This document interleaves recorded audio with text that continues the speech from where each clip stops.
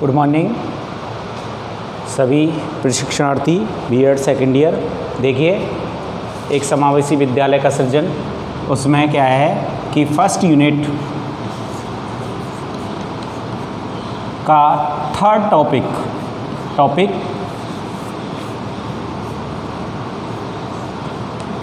Third है विशिष्ट शिक्षा। अब तक हम विशिष्ट बालकों के बारे में पढ़ते आए थे, अब ये विशिष्ट शिक्षा के बारे में हम आपको बताएंगे। तो विशिष्ट शिक्षा का अर्थ जो है वो इस प्रकार से मैं अर्थ है, परिभाषा है, इसके महत्व हैं, इसकी क्या आवश्यकता है, इस तरीक़ा के उसमें मैं आपको बताऊंगा। तो अब हमारा पहला है इसमें आज कि विशिष्ट शिक्षा का अर्थ। विशिष्ट शिक्षा का अर्थ देखिए, विशिष्ट, अच्छा पहले सबसे पहले मैं आपको फिर पुनः याद दिला, तो मैंने बताया था कि विशिष्ट शिक्षा उन विशिष्ट बालकों को दी जाती है। विशिष्ट बालक वो बालक होते हैं जो कि सामान्य बालकों से भिन्न होते हैं। सामान्य बालकों से शारीरिक, मानसिक, संवेगात्मक, सामाजिक रूप से वो भिन्न होते हैं। तो वो जो बालक भिन्न होते हैं उनके लिए ही विशिष्ट शिक्षा की आवश्यकता होती है। मैं आपको और बोलता हूँ, सुनेंगे आप। विशिष्ट बालक ऐसे बालकों को कहते हैं जो सामान्य बालकों से शारीरिक, मानसिक एवं सामाजिक क्षेत्रों में बहुत भिन्न होते हैं। इन बालकों की आवश्यकताएं भी सामान्य बच्चों से भिन्न होती हैं। इन बालकों को दी जाने वाली शिक्षा ही क्या कहलाती है? विशिष्ट शिक्षा कहलाती है। विशिष्ट शिक्षा विशेष रूप से तैयार किया गया एक शैक्षिक अनुदेशन है। एक शैक्षिक अनुदेशन, या मैं कह दूं एक शैक्षिक पहले से प्रारूप, बनाया हुआ प्रारूप है, एक सूचना है जो कि क्या कह रहे हैं, विशिष्ट बालकों के लिए दी जाती है, जिसमें विशेष शैक्षिक गतिविधियाँ, विशेष पाठ्यक्रम और विशेष शिक्षकों के द्वारा विशेष आवश्यकता वाले बालक बालिकाओं को शिक्षण अधिगम सुविधा उपलब्ध कराई जाती है।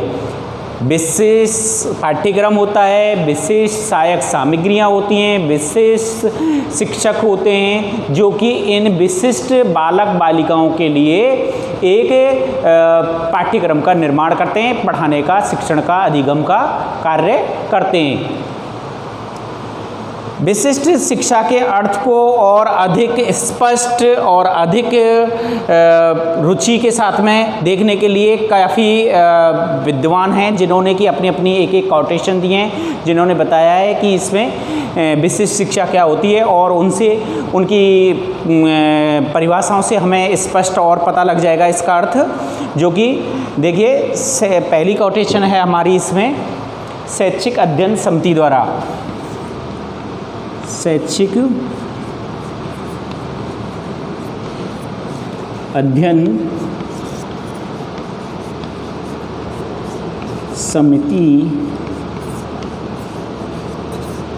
के अनुसार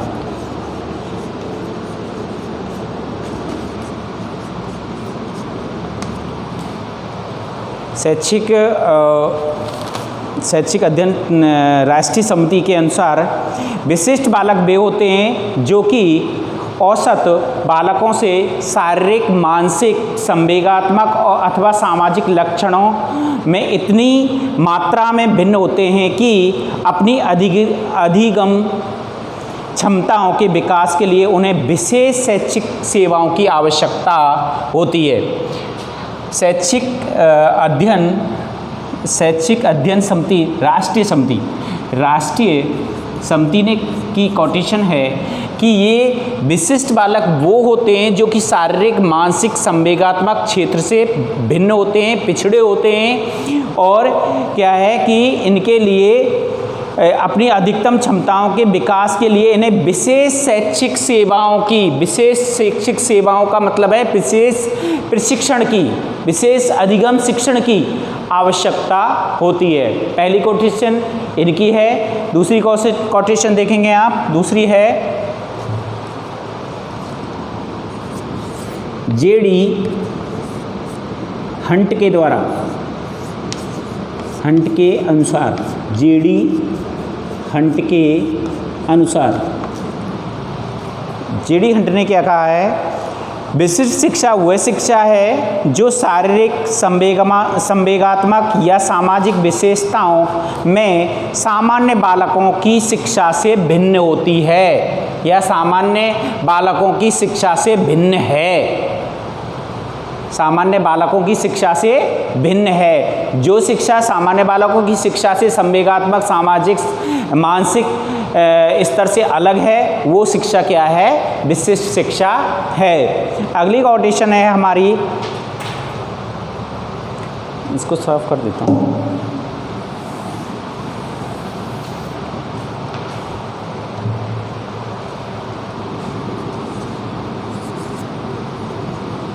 हल्लल हन एवं कॉफमैन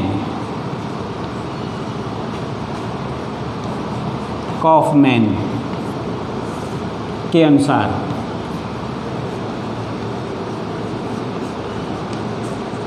देखिए ये क्या कह रहे हैं विशिष्ट शिक्षा के बारे में। ये कह रहे हैं कि विशेष शिक्षा का अर्थ विशेष रूप से तैयार किए गए साधनों द्वारा विशिष्ट बच्चों को प्रशिक्षण देना है। इसके लिए विशिष्ट साधन, अध्यापन, तकनीकी सामग्रियों और सुविधाओं की आवश्यकता होती है। पुनः मैं आपको रिपीट करता हूँ, हल्लन एवं नीमकॉफ की काफ़ी अच्छी कोटेशन है विशेष शिक्षा के लिए, विशिष्ट शिक्षा के लिए। विशेष शिक्षा का अर्थ विशेष रूप से तैयार किए गए साधनों द्वारा विशिष्ट बच्चों को प्रशिक्षण देना है। इसके लिए विशिष्ट साधन, अध्यापन, तकनीकी सामग्रियाँ और सुविधाओं की आवश्यकता होती है और विशेष सुविधाओं की आवश्यकता होती है। उसको विशेष शिक्षा या विशिष्ट शिक्षा कहा जाता है। उपरोक्त परिभाषाओं के आधार पर हम विशिष्ट शिक्षा का अर्थ निकालते हैं कि विशिष्ट शिक्षा सामान्य बालकों से हटके शिक्षा होती है। साधारण या सामान्य शिक्षा सामान्य बालकों को दी जाने वाली शिक्षा से हटके होती है, इससे भिन्न होती है और इसके लिए सामग्रियाँ, उपकरण, अध्यापन सामग्री, शिक्षण के नए नए आयाम और नए नए शिक्षकों की आवश्यकता होती है और ये इनके द्वारा इन विशेष बालकों को उपलब्ध कराई जाती है। तो हमारी इन तीनों इनके कोटेशन से ये स्पष्ट हुआ है कि विशेष शिक्षा सामान्य शिक्षा से भिन्न होती है और विशेष शिक्षा उन बालकों को दी जाती है जो कि विशेष बालक होते हैं, जो कि सामान्य बालक से शारीरिक, मानसिक, संवेगात्मक, सामाजिक, क्षेत्रीय स्तर पर भिन्न होते हैं। उनके लिए क्या है कि विशिष्ट शिक्षा की आवश्यकता होती है और उनको दी जाती है। विशिष्ट शिक्षा की आवश्यकता और इसका महत्व। अब हम आपको अगला पॉइंट है विशिष्ट शिक्षा की आवश्यकता और उसका महत्व।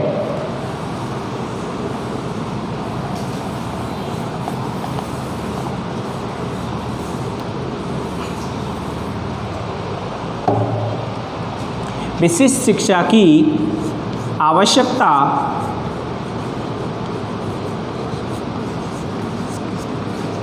एवं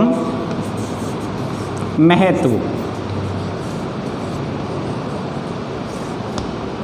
देखिए इसकी क्यों आवश्यकता हुई और इसका क्या महत्व है। देखिए भारत एक प्रजातांत्रिक देश है और प्रजातांत्रिक देश में प्रत्येक नागरिक को ये अधिकार मिला हुआ है कि उसे शिक्षित किया जाए या उसे शिक्षा प्राप्त करने का अधिकार है। वह है किसी भी प्रकार से किसी भी के द्वारा वंचित शिक्षा से वंचित नहीं किया जा सकता। अब तो सरकार ने एक राइट टू एजुकेशन RTI जो लगा RT